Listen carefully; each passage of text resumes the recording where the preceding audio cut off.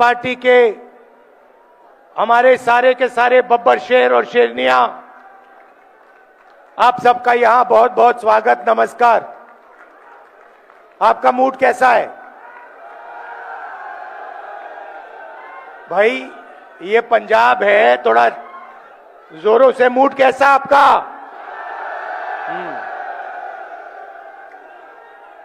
तो आज मैं आपको थोड़ा सा बताना चाहता हूं।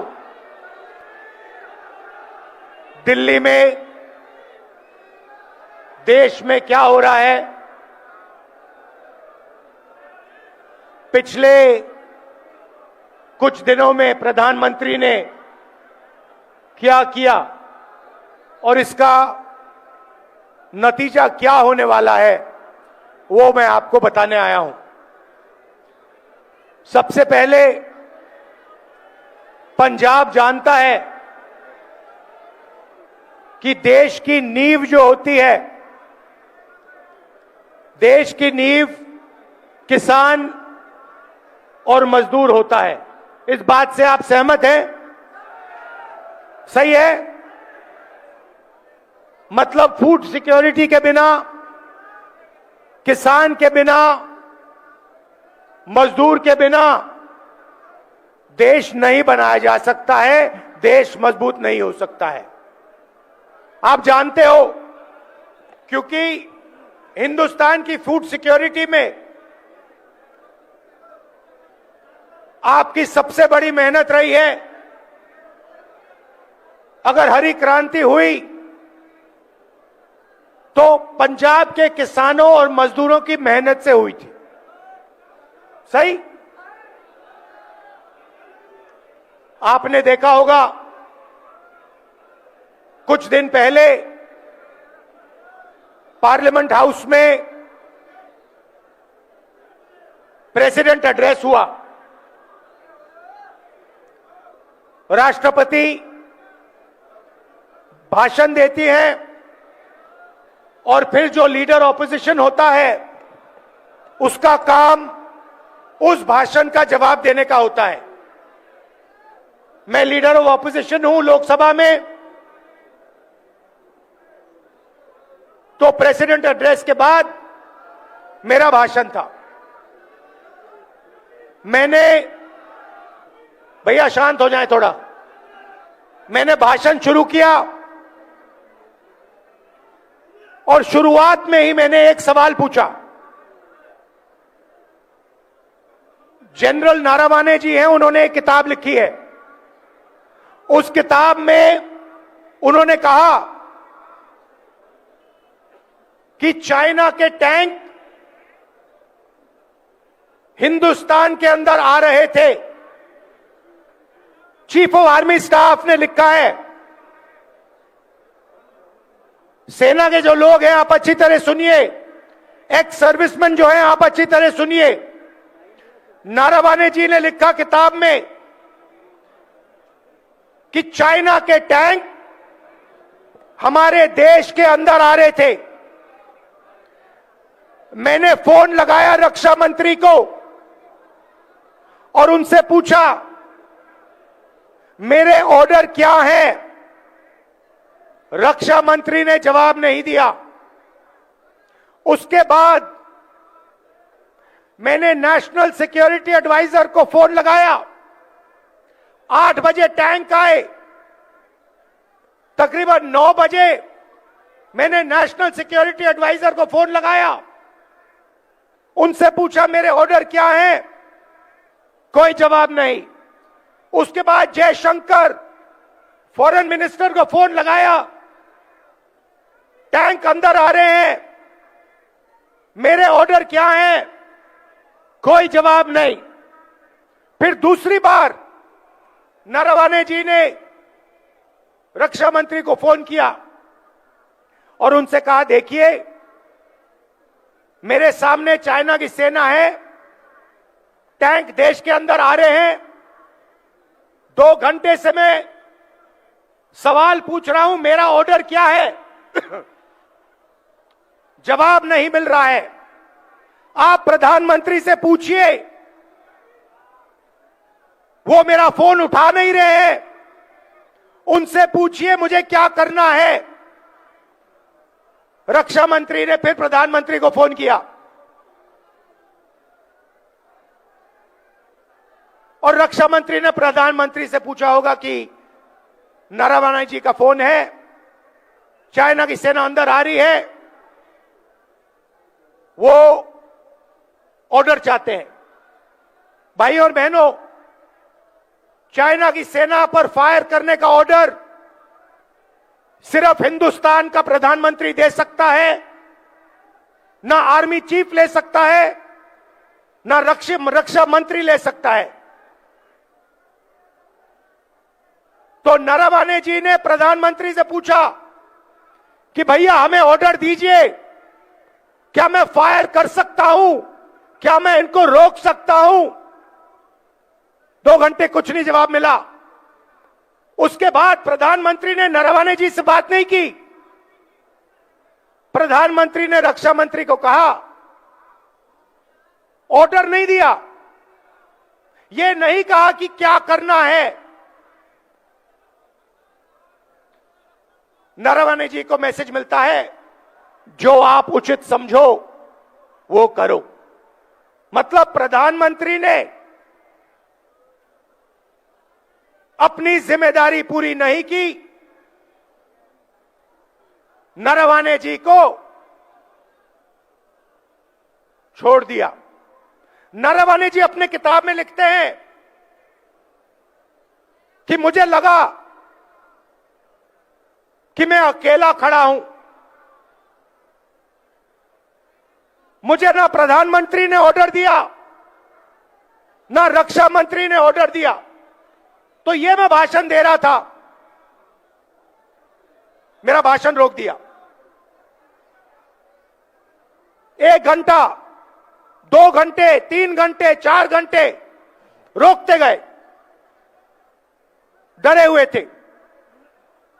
मगर डरे वो किसी और चीज से थे। डरे नरवणे जी वाले भाषण से नहीं थे, डरे वो एप्स्टीन और अदानी वाले भाषण से थे। भाई और बहनों, आपको एक बात समझनी है,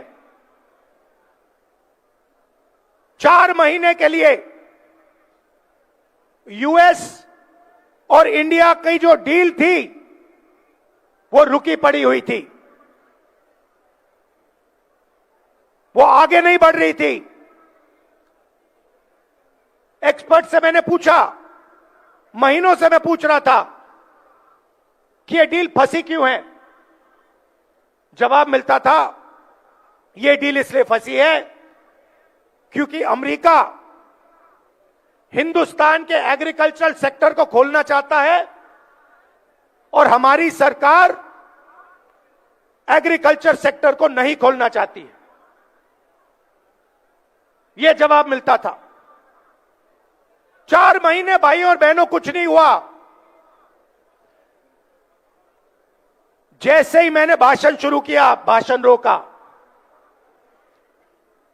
उसी शाम मेरा भाषण चल रहा था, रोक रहे थे मुझे, और हिंदुस्तान के प्रधानमंत्री का फोन जाता है। किसको जाता है? डोनाल्ड ट्रंप को जाता है। यह मैंने नहीं कहा, यह डोनाल्ड ट्रंप ने ट्वीट किया है कि हिंदुस्तान के प्रधानमंत्री ने मुझे कुछ मिनट पहले फोन किया है। तकरीबन 6 बजे शाम को प्रधानमंत्री जी डोनाल्ड ट्रंप को फोन करते हैं। ना कैबिनेट से पूछा, ना कृषि मंत्री से पूछा, ना राजनाथ सिंह से पूछा, ना जयशंकर से पूछा, सीधा डोनाल्ड ट्रंप को कह दिया कि मैं डील करने को तैयार हूं। भाई और बहनों, डील में हिंदुस्तान ने अमेरिका को क्या दिया, मैं आपको बताना चाहता हूं। सबसे पहले सोयाबीन, दाल, कपास, फल, बादाम, अखरोट, ये सारा का सारा अमेरिका को दे दिया है। हमारे किसान मैकेनाइज नहीं है, छोटे खेत है उनके पास। किसी का 5 एकड़ का खेत है, किसी का 2 एकड़ का खेत है। अमेरिका के खेत 500, 1000, 2000, 5000 एकड़ के होते हैं। उसमें पूरा मैकेनाइजेशन है। नरेंद्र मोदी जी ने एग्रीकल्चर सेक्टर का दरवाजा खोल दिया है। हिमाचल, पंजाब, हरियाणा, मध्य प्रदेश, महाराष्ट्र, राजस्थान, छत्तीसगढ़, उड़ीसा, इन सब प्रदेशों के किसान बर्बाद होने जा रहे हैं। मैं आपको बता रहा हूं, नरेंद्र मोदी जी ने दरवाजा खोल दिया है। अमेरिका का माल अंदर आएगा और हमारा किसान बर्बाद हो जाएगा। यह काम नरेंद्र मोदी करना नहीं चाहता था, मैं जानता हूं, क्योंकि 4 महीने से वो इस काम को रोकने की कोशिश कर रहा था। हमारे कनेक्शन है सरकार में, ब्यूरोक्रेट्स को हम जानते हैं। हम पूछते थे कि भैया बाकी सब ठीक है, कृषि का सेक्टर तो नहीं खोल रहे हो? वो कहते थे नहीं खोल रहे। हिंदुस्तान का कोई प्रधानमंत्री, चाहे वो कांग्रेस पार्टी का हो, चाहे वो बीजेपी का हो, किसी और पार्टी का हो, एग्रीकल्चर सेक्टर को नहीं खोल सकता है। कोई भी प्रधानमंत्री नहीं खोल सकता है। तो सवाल उठता है कि नरेंद्र मोदी ने जो काम 4 महीने के लिए नहीं किया, उस काम को उसने 15 मिनट में क्यों कर दिया? यह सवाल है। यूएस डील में सिर्फ कृषि का दरवाजा नहीं खोला। मैं आपको थोड़ा इंटरनेशनल मामलों की बात करना चाहता हूं। देखिए, आपने देखा यूक्रेन में युद्ध हो रहा है, देखा। आप देख रहे हो कि गाजा में युद्ध हो रहा है, दिख रहा है आपको? युद्ध किसके बीच में है? लड़ाई किसके बीच में हो रही है? बताइए, आप बताइए। चाइना और अमेरिका के बीच में लड़ाई हो रही है। यूक्रेन में एक तरफ चाइना, रूस, दूसरी तरफ अमेरिका, यूरोप। गाजा में, ईरान में एक तरफ चाइना, ईरान, रूस, दूसरी तरफ अमेरिका। भाइयों और बहनों, आपको एक बात समझनी है। अगर अमेरिका को चाइना से लड़ना है तो उसे हिंदुस्तान की डेटा की जरूरत है। बिना हिंदुस्तान के डेटा के अमेरिका चाइना से नहीं लड़ सकता। क्यों? क्योंकि चाइना के पास दुनिया का सबसे बड़ा डेटा पड़ा हुआ है। सबसे ज्यादा डेटा चाइना के पास है। दूसरे नंबर पे कौन है भाइयों और बहनों? इंडिया। और शायद पहले नंबर पे हम हैं। हमारे पास करोड़ों लोग हैं। ये एआई की बात होती है, बिना डेटा एआई का कोई मतलब ही नहीं है। एआई का मतलब डेटा। डेटा किसके पास है? हिंदुस्तान के पास है। पिछली सदी तेल की थी। सऊदी अरेबिया के पास तेल, अमेरिका के पास तेल, रूस के पास तेल, ईरान के पास तेल। 21वीं सदी डेटा की सदी है, डेटा की सेंचुरी है। डेटा किसके पास? आपके पास, आपके हाथों में है। जब आप फोन चलाते हो, व्हाट्सएप, ट्विटर, मैसेज भेजते हो, ये सारा का सारा डेटा आपका है, हमारा है, देश का है। ये देश की पूंजी है। ये 21वीं सदी में देश का फाउंडेशन है और अमेरिका को इस डेटा की जरूरत है। भाई और बहनों, यूएस इंडिया डील में पीछे छोटी सी लाइनों में लिखा है कि हिंदुस्तान का पूरा डेटा नरेंद्र मोदी ने अमेरिका के हवाले कर दिया है। आप समझिए कि हिंदुस्तान का पूरा डेटा नरेंद्र मोदी ने अमेरिका के हवाले कर दिया है। 20 साल टैक्स माफ किया अमेरिकन कंपनियों का। हिंदुस्तान का डेटा अब अमेरिका कहीं भी रख सकता है। अमेरिका में हमारा डेटा रखना चाहता है तो वहां रख सकता है, जापान में रखना चाहता है तो वहां रख सकता है। आप सोचिए, अगर सऊदी अरेबिया के पास तेल है और सऊदी अरेबिया ने पूरा का पूरा अपना तेल अमेरिका के हवाले कर दिया तो सऊदी अरेबिया के पास क्या बचेगा? अगर रूस ने अपना पूरा का पूरा तेल उठा के अमेरिका को दे दिया तो रूस का क्या होगा? तो पहली बात, कृषि सेक्टर का दरवाजा खोला, किसानों को खत्म किया। मैं जिम्मेदारी से बोल रहा हूं, तूफान आने वाला है। जब अमेरिका के अखरोट आएंगे, बादाम आएंगे, सेब आएंगे, दाल आएगा, कपास, सोयाबीन, तूफान आएगा। दूसरी बात, हमारा पूरा का पूरा डेटा जो हमारे देश का भविष्य है वो पूरा का पूरा नरेंद्र मोदी ने दे दिया। तीसरी बात, नरेंद्र मोदी जी ने डोनाल्ड ट्रंप को गारंटी दी है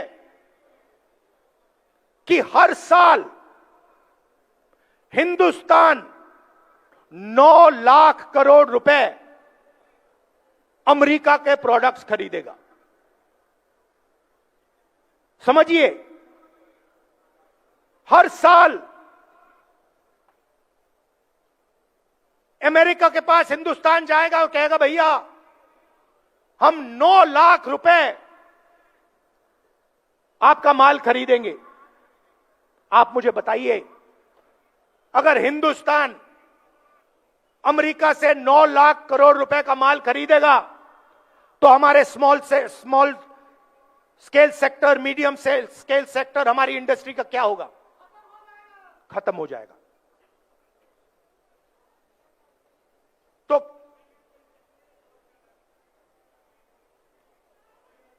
तो तीसरी बात, हमारी स्मॉल और मीडियम इंडस्ट्री जो पंजाब की नींव थी, देश का फाउंडेशन है, उसे उड़ा दिया। और चौथी बात, इससे आप और भी हैरान हो जाओगे कि नरेंद्र मोदी जी ने अमेरिका को कहा है कि जिससे आप तेल खरीदवाना चाहोगे उसी से हम तेल खरीदेंगे। ना हम रूस से तेल खरीदेंगे, ना हम ईरान से तेल खरीदेंगे। आप हमें बताओ, अगर आप बोलोगे वेनेजुएला से तो हम वेनेजुएला से खरीदेंगे, अगर आप बोलोगे अमेरिका से तो हम अमेरिका से खरीदेंगे, अगर आप बोलोगे सऊदी अरेबिया से तो हम सऊदी अरेबिया से भी खरीदेंगे। तो हिंदुस्तान की पूरी एनर्जी सिक्योरिटी उड़ा दी। भाइयों और बहनों, बात समझिए, हिंदुस्तान का कोई भी प्रधानमंत्री ये काम नहीं कर सकता है। मैं आपको लिख के कह रहा हूं, नरेंद्र मोदी भी ये काम नहीं कर सकता था। तो सवाल उठता है कि उस दिन क्या हुआ, क्या दबाव था कि हिंदुस्तान के प्रधानमंत्री ने हमारे देश का वहां डेथ वारंट साइन कर दिया, हमारे किसानों का डेथ वारंट साइन कर दिया, हमारा डेटा दे दिया, हमारी स्मॉल मीडियम इंडस्ट्री का डेथ वारंट साइन कर दिया।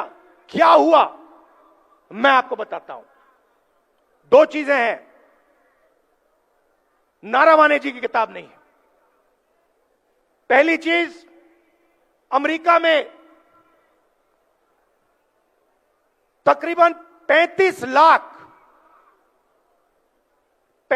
लाख फाइलें हैं एप्स्टीन की। 35 लाख फाइलें हैं एप्स्टीन की। 35 लाख रिलीज हो गई हैं, उसमें अनिल अंबानी का नाम है और हरदीप पुरी का नाम है। ये जो नाम आए हैं हरदीप पुरी का, भैया ठहर जाइए, हरदीप पुरी का नाम जो आया है, अनिल अंबानी का नाम जो आया है, ये प्रधानमंत्री को धमकाने के लिए नाम रखे गए हैं। अभी 35 लाख और फाइलें हैं, उन फाइलों के अंदर नरेंद्र मोदी की सच्चाई बंद पड़ी हुई है। अमेरिका और डोनाल्ड ट्रंप नरेंद्र मोदी को धमका रहे हैं, कह रहे हैं कि भैया अगर तूने साइन नहीं किया तो ये हम खोल देंगे। ये है पहली धमकी।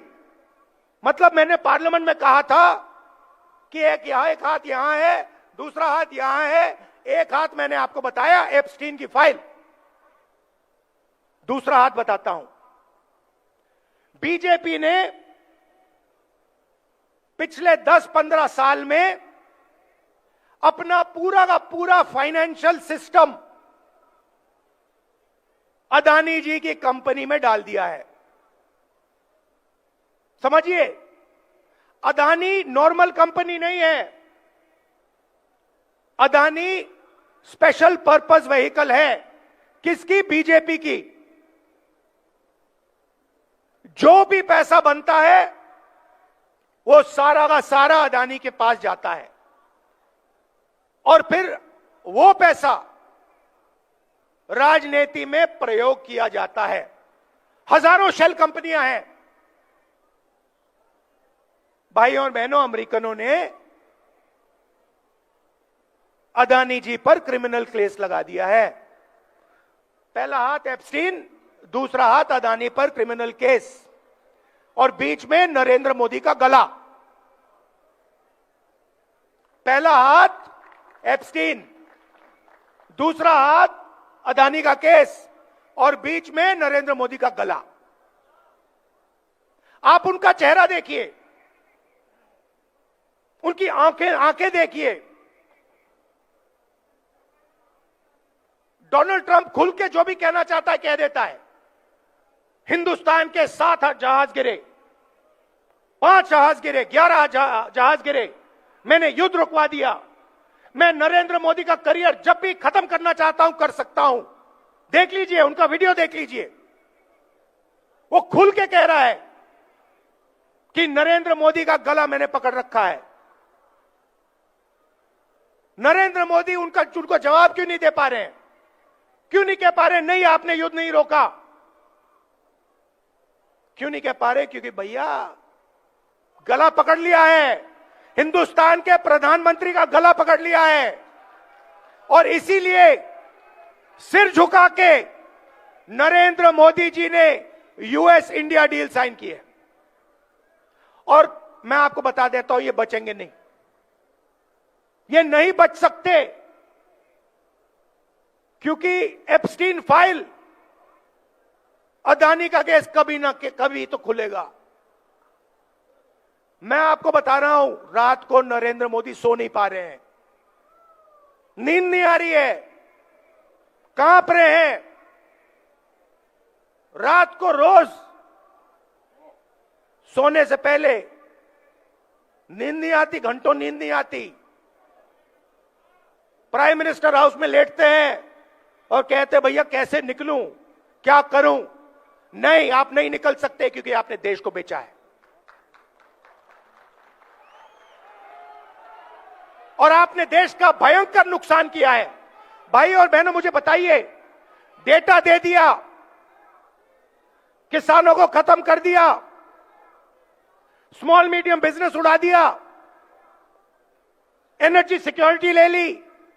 आप मुझे बताइए अमेरिका ने हमें क्या दिया? मुझे एक बात बता दीजिए, अमेरिका ने हिंदुस्तान को क्या दिया? मुझे बता दीजिए।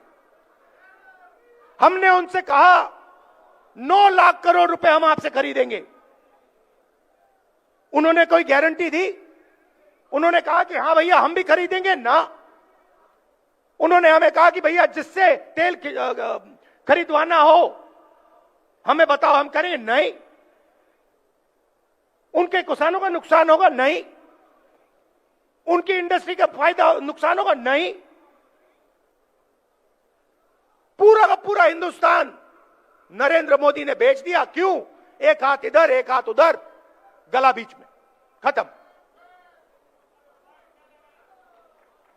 और पंजाब के किसानों को याद रखना है कि नरेंद्र मोदी ने पहले आपको बेचने की कोशिश की थी, 5 कानून लाए थे। और मजदूरों को याद होना चाहिए, आपका जो मनरेगा था वो आपके हाथ से छीन लिया।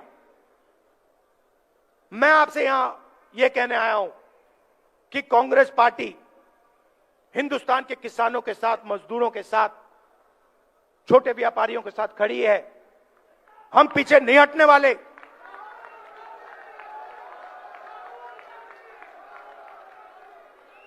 और आप देखना, आप देखना, अब मैंने जो बोला, अब आप देखना, नरेंद्र मोदी की जब भाषण देता है, उनकी आंखों में देखो, उनकी आंखों में देखो और अपने आप से पूछो, क्या ये व्यक्ति हमें सच बोल रहा है या झूठ बोल रहा है? आपके दिल में सही जवाब मिल जाएगा। भाइयों और बहनों, पंजाब हमारी स्ट्रेंथ है। मैं जब यहां आता हूं, मैं आपको बता रहा हूं, मुझे इतना मजा आता है क्योंकि मुझे हिंदुस्तान की शक्ति, हिंदुस्तान का फाउंडेशन यहां दिखता है।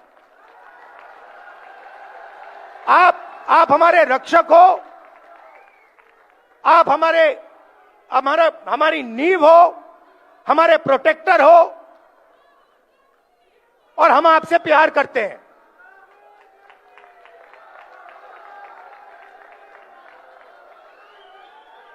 ये मत भूलिए। बाकी सब ठीक है, राजनीति ठीक है, बाकी सब ठीक है, मगर ये मत भूलिए, मैं पंजाब की जनता से प्यार करता हूं, मोहब्बत करता हूं।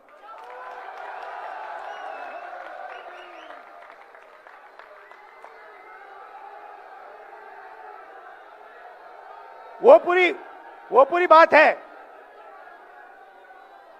अगर शायद कभी मैं किताब लिखूं तो मैं आपको गहराई में बता दूंगा, मगर आपका भविष्य है, आपके किसानों का भविष्य है, युवाओं का भविष्य है, इसको उज्जवल बनाना है और पंजाब को सक्सेसफुल बनाना है। बाकी सब ये करना है हमें। अच्छा, आखिरी बात मैं कहना चाहता हूं, यहां पे मेरे दोस्त बैठे हुए हैं। देखिए,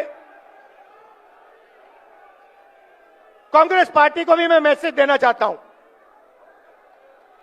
काम टीम वर्क से होता है, काम टीम वर्क से होता है। एक प्लेयर गेम नहीं जीत सकता है। हमारे पास पूरी टीम बैठी है और मैं आपको मैसेज देना चाहता हूं सबको, खारगे जी के साइड से, मेरे साइड से, भैया टीम प्लेयर बनो, नहीं तो हम तुम्हें रिजर्व में बैठा देंगे। चाहे आप कितने भी बड़े हो, मैं बता रहा हूं, चाहे आप कितने भी बड़े हो, पार्टी से बड़ा कोई नहीं है। आप टीम प्लेयर बनो,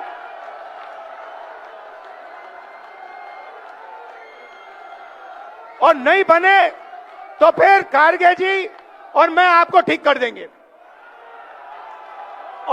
और ये जो सारे सीनियर नेता बैठे हैं, मैं इनको बताना चाहता हूं कि हमारी सच्ची शक्ति हमारे कार्यकर्ता हैं। ये जो है, ये हमारी सच्ची शक्ति है, और जो भी होगा पंजाब में, इनकी रिस्पेक्ट करके होगा, इनको लेकर होगा, इनको शामिल करके होगा।